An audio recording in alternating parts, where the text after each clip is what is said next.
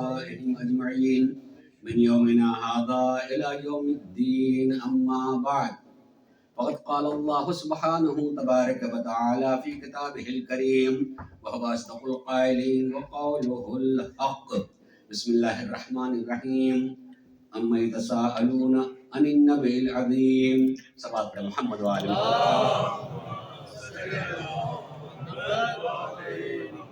بہت مشکل ہوتا ہے آخر میں پڑھنا، اور خصوصیت کے ساتھ شعر و شاعری کے بعد نثر میں گفتگو کرنا یہ اس سے زیادہ مشکل ہے۔ جو اردو نثر بول رہے ہوں وہ بھی نظم اختیار کریں، اور اس کے بعد جو ہے نثر میں بولا جائے۔ نظم نام ہے بکھرے ہوئے پھولوں کو اکٹھا کر کے گلدستہ بنانا، اور نثر نام ہے اسی گلدستے کو توڑ کے پھر بکھیر دینا۔ ہر آدمی کہتا ہے گلدستہ اچھا لگتا ہے، بکھرے ہوئے پھول اچھے نہیں لگتے، مگر پتہ نہیں کیوں مومنین پہلے اشعار کی فکر میں پڑتے ہیں، بعد میں نثر کے لیے۔ میرا تعلق بہت حد تک لکھنؤ سے ہے۔ جب کبھی جشن کا موقع ہوتا ہے تو وہاں نثر پہلے ہوتی ہے، نظم بعد میں، تاکہ وقار و شان باقی رہے۔ اس بکھری ہوئی گفتگو کو گلدستے کی شکل میں جو پیش کیا جائے وہ اچھا سا لگتا ہے، ورنہ جو نظم اور اشعار اور قصیدوں میں جاگ رہا ہوا مجمع معروفی صاحب آدمی کو بولتے ہوئے سونے کے موڈ میں ہو جائے گا۔ نعرہ حیدری، نعرہ تکبیر، نعرہ رسالہ، یا رسول اللہ، نعرہ حیدری، یا علی، یا علی، یا علی مدد حق ہے۔ قبلہ آپ کا بھی جو انتخاب ہے نا، جہاں سے آپ نے شروع کرا، کمال ہے، کمال قصیدہ ہے وہ۔ صرف اتنی بات کہنا چاہتا ہوں کہ واقعاً مولوی کی تقریر جو ہے کبھی کبھی جو ہے کچے گوشت کو پکاتی ہے، اور کبھی کبھی ایسا ہو جاتا ہے کہ وہ پکے ہوئے گوشت کو ٹھنڈا کرا دیتی ہے۔ حقیقی معنی میں آپ یقین کیجئے کہ گفتگو ہو رہی ہے، ایک صاحب پرچہ لے کر کے آئے، پرچہ جو ہے اس کو کھول کے دیکھا تو اس میں لکھا ہوا تھا مولوی صاحب ذرا سا مجلس کو آگے بڑھا دیجیے گا، اس لیے گوشت گلا نہیں ہے۔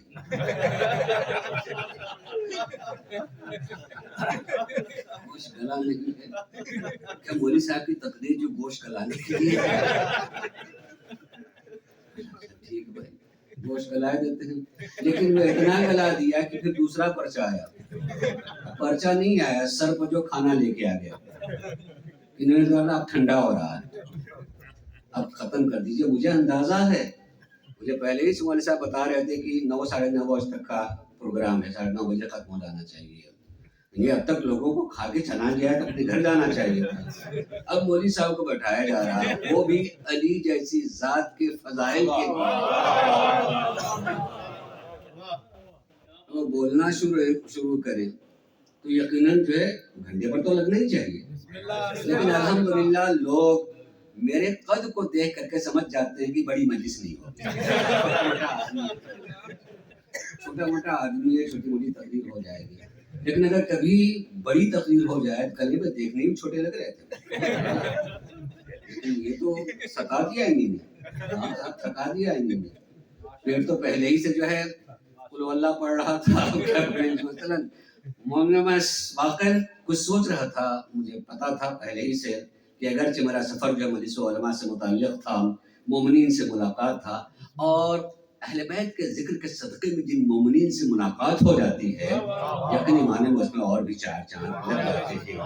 کہ اتنے مومنین علی کے صدقے میں، ان کے ذکر کے صدقے میں مل گئے ہیں۔ ہمارا کام ہے ان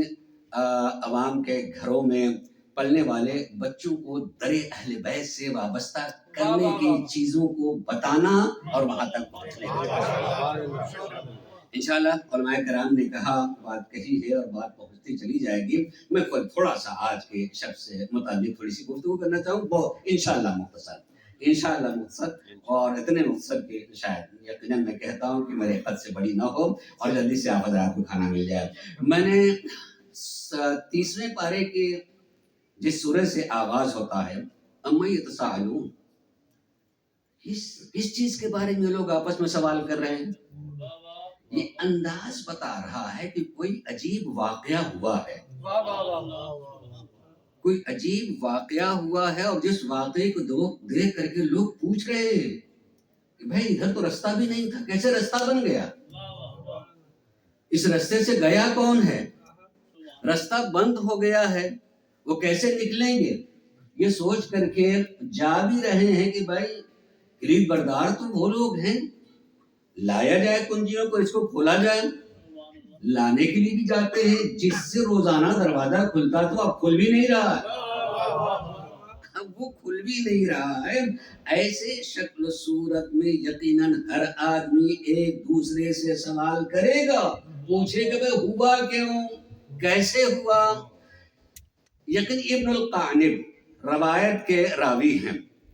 और वो ये कहते हैं मैं बैठा हुआ था, चंद लोगों के साथ बैठा था, और हमने देखा कि फातिमा बिन्तुल असद आती हैं, और आने के बाद गोशे में जाती हैं, और जाने के बाद वहाँ एक मर्तबा दुआ के अल्फाज पढ़ना शुरू कर देती हैं, परवरदिगारा मैं तेरी जात पर ईमान रखती हूँ। अमीरुल मोमिनीन को वजूद में लाने वाली पहले अपने ईमान का जिक्र कर रही है। परवरदिगारा मैं तेरी जात पर ईमान रखती हूँ, मैं तेरी जात पर ईमान रखती हूँ, और अब तक तूने जिन अंबिया को भेजा है और जो किताबें भेजी उस पर मेरा ईमान है, और मैं अपने जद खलीलुल्लाह जिन्होंने इस काबे की तामीर की है उन पर मेरा ईमान है। लेकिन उसके बाद इन इतने इकरार के बाद अब जो फातिमा कहती है वो ये, परवरदिगारा तू मेरी मुश्किल हल फरमा, मेरे जद खलील के जरिए वास्ते से, और उसका वास्ता जो मेरी शिकम में मौजूद है। कसम, इसको पढ़ने के बाद जो मैं इतना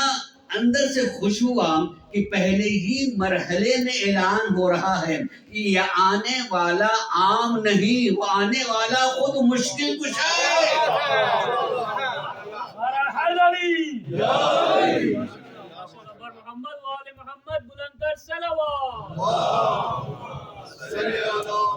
इब्नुल कानिब ये कहते हैं कि अभी यहाँ तक पहुंची थी कि मैं देखा कि दीवार मुस्कुराने लगी। इस बात को पढ़ते हुए जी चाहता है कुछ थोड़ी सी बात, दीवार का मुस्कुराना, दीवार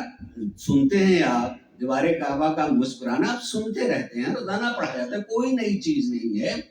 मगर मैं ये बताना चाहता हूँ कि अली जैसी जात की आमद पत्थर जैसे बेशऊर पैदा कर देती है। जब किसी को बेशऊरी की इंतहा तक लेके जाना होता है तो आदमी कहता है पत्थर है साहब, पत्थर आदमी क्या शाबे अकल का, वो तो पत्थर है। लेकिन अली उस नूर का नाम है, उस वजूद का नाम है कि शक्ल मादर में होते हुए दरे काबा के करीब आ जाएं तो दीवार भी मुस्कुराने लगे। बताना चाहते हैं कि नहीं, शऊर है, आने वाले को पहचान लिया है, पहचान करके दर्द उसके समझाने के लिए मैं इतनी बात कहना चाहूंगा। आज से 1400 बरस पहले, तवज्जो कीजिएगा, इंशाल्लाह आपके जहन बात रहेगी, 1400 बरस पहले हम जिस जमाने में जिंदगी गुजार रहे हैं, इस जमाने में अगर कोई खातून उम्मीद से हो तो उसको पता है कि आखिरी लम्हात में मुझे कहाँ जाना है, उसके हॉस्पिटल का पता होगा, उसके अपने पहले ही कार्ड और सलामतें उसके साथ मौजूद होंगी कि ऐसे आप आखिरी मौके पर मुझे फलां जगह जाना, पहुंच जाना है टाइम से, और वहां पे उसके सारे कवायद पहले से मौजूद होंगे। भाई हाँ, उनके ये अयाम ये चल रहे हैं और इस दिन में जो है इस विलादत का इम्कान पाया जाता है, लिहाजा वो वहां चली जाएंगे। लेकिन हमारी ही जिंदगी में और खुसूसन आज भी देहातों में अगर ऐसी हालत से कोई खातून गुजर रही हो तो अगर वो घर से बाहर हो तो पलट करके घर आएगी। लेकिन यहाँ उल्टा दिखाई दे रहा है कि घर से वहां जा रही है, गोया घर से खाने काबा में जाना ये ऐलान कर रहा है कि उनको पहले ही से बताया गया है। کہ انہیں جانا کہاں ہے، اور اس جانے کے بارے میں کہ کہاں جانا ہے اور کدھر سے جانا ہے، ورنہ اسی گھر میں در کی کلید موجود ہے، اگر جانا وہی ہے تو کلید بردار بھی اسی گھر میں رہتے ہیں، لیکن وہ کنجی لے کر کے نہ جانا، پہلے ہی سے سارے ریکارڈ اور ہر چیز کا پتہ ہے کہ جانا کہاں ہے، کدھر سے جانا ہے، تاکہ اس کی یاد اب بھی بچی رہے۔ میں کئی مرتبہ حج کے لیے جانے کا اتفاق ہوا، مولانا کے ساتھ ایک مرتبہ میں حج میں گیا تو ایک ہمارے دوست تھے جوان، وہ بیچاری پہلی مرتبہ گئے تھے، تو جیسے کہ ہمارے ذکر ہوتا رہتا ہے اور اس ذکر میں ان کو پتا تھا کہ وہ دروازہ جہاں جدھر سے علی گئے تو وہاں نشان اب بھی باقی ہے۔ آج کے زمانے میں جو ہے ہر ایک آدمی کے ہاتھ میں تو فون ہوتا ہی ہے،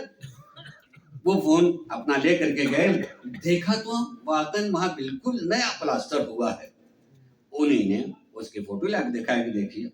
نیا ہوا، بات آنے کے لیے لگتا ہے کہ یہاں دیوار ٹوٹی تھی اور یہاں نیا پلاسٹر ہوا ہے،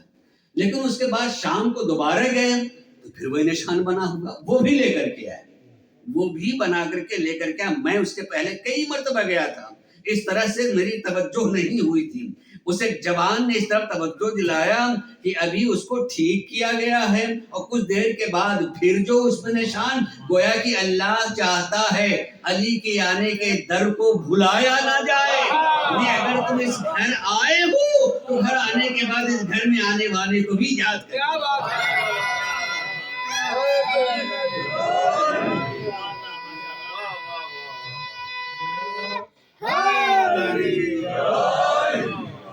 اور یقیناً ذات پروردگار عالم یہ چاہتے کہ یہ یاد کرنے کے لیے ہے، جاننے کے لیے ہے، اور علی کے یاد کے بغیر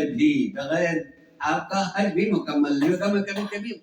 میرا ایک ذکر کا ایک طریقہ ہوتا ہے کہ عام طور سے اسی میں کسی ایک فلسفے کی طرف بھی توجہ دلاؤں کہ وہاں آدمی جا کر کے خانہ کعبہ کے 7 مرتبہ ہم طواف کہتے ہیں، آدمی جب چکر کہتا تو اچھا نہیں لگتا، اس لیے کہ چکر معمولاً جو ہے وہ اچھے معنوں میں نہیں بولا جاتا ہے، لیکن جو کہتے ہوں گے لوگ طواف کرتا ہے، طواف ایک دفعہ گھومنے سے مکمل نہیں ہوتا ہے، 7 مرتبہ گھومنے سے ایک طواف، اور وہ بھی آخر میں نماز پڑھنے کے بعد، نماز پڑھ لے تو طواف مکمل ہوتا ہے۔ کبھی سوچا آپ نے کہ خانہ کعبہ میں پہنچ کر کے طواف کرنا 7 مرتبہ، یقین جانیے اللہ اگر اوپر سے ذرا اوپر چلے جاؤ اور دیکھیں تو خانہ کعبہ کا وجود آپ کو ایک نقطے کی طریقے سے دکھائی دے گا، ایک نقطہ ہے، نقطہ عام طور سے مرکز کو کہا جاتا ہے، مرکز کا مطلب یہ ہے کہ وہاں اللہ بلا کر کے مرکز سے مربوط کر رہا ہے، اگر مربوط کر رہا ہے مگر 7 مرتبہ کیوں؟ 7 مرتبہ کیوں؟ کچھ کم اور زیادہ ہو جائے، کم کریں تب بھی نہیں صحیح ہے، زیادہ ہو جائے تب بھی صحیح نہیں ہے عزیزو، اس لیے کہ انسان کی زندگی 7 دنوں میں معین ہے، 7 دن سے آگے نہیں ہے، پھر اسی 7 دنوں کی تکرار ہوتی ہے، اسی 7 دنوں ان 7 دنوں کی تکرار سے پھر مہینہ بنتا ہے، مہینوں کے تکرار سے پھر سال بنتا ہے، سال کے تکرار سے جو صدیاں بنتی ہیں، مگر دن 7 ہی ہیں، 7 ہی دن ہیں، 7 مرتبہ، اس لیے کہ پھر کسی دن بھی اس مرکز کو بھولنا نہیں، 7 دن میں کسی دن بھی کسی لمحے اس مرکز سے جڑا ہونا ہوگا۔ مولانا حسن عباس صاحب نے سے مرکز کی توجہ دلائی، عملی طور سے بھی اسی پر ہمیں لے کر کے جانا ہوتا ہے۔ عزیزان گرامی، بات کو سمیٹ کر کے یقیناً کھانا بالکل ٹھنڈا نہ ہو جائے، ہمیں بھی جو ہے تھوڑا گرم ہی کھانے کی عادت ہوتی ہے، ورنہ جی تو چاہتا ہے کہ آدمی پڑھے، لیکن یہ بھی مشکل ہوتی ہے کہ تھکے ہوئے مجموع کو بہت دیر تک جگایا جا سکے، مجھ میں اتنی صلاحیت نہیں کہ اسے جگا سکوں، اپنی بات کو یقیناً قریب لاتے ہوئے ایک مرتبہ بہرحال احساس ہوتا ہے کہ ہم جب بھی فضائل اہل بیت پڑھیں تو ماں کو ضرور یاد کریں، قسم ہے اللہ کی، قسم اللہ کی، کہ جب کبھی ذکر اہل بیت سے خوشی محسوس ہو کہ ہوتی ہے تو ماں کو یاد کرنا چاہیے، کہ اس نے محبت اہل بیت ملا ہوا دودھ پلا کر کے ہمیں بڑا کیا ہے، بڑا کیا ہے۔ بلکہ خالی بڑا ہی نہیں کیا ہے، جب ہمیں چلنا سکھایا تو پہلے لفظ یا علی سکھا دیا، پہلے لفظ یا علی، یا علی، یا علی۔ نہیں خالی چلنا ہی نہیں سکھایا ہے، بلکہ جب گرے تو سنبھلنے میں بھی کہا یا علی۔ چلنا سکھائے تو یا علی، گرے تو سنبھلنا سکھائے یا علی۔ یعنی ہماری زبان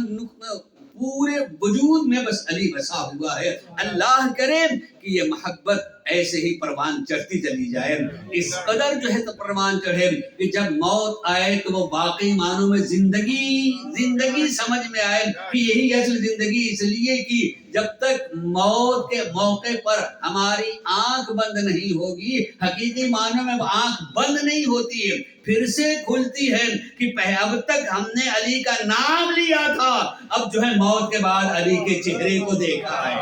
علی کے چہرے کو دیکھا ہے۔ اللہ تبارک و تعالی ہم سب کو محبت اہل بیت پر ثابت قدم رکھے، ہماری نسل کو ان کی محبت پر چلاتا رہے، اور ہماری زندگی کی آخری سانس بھی انہی کی محبت پر پائے۔ وآخر دعوانا الحمدللہ رب العالمین۔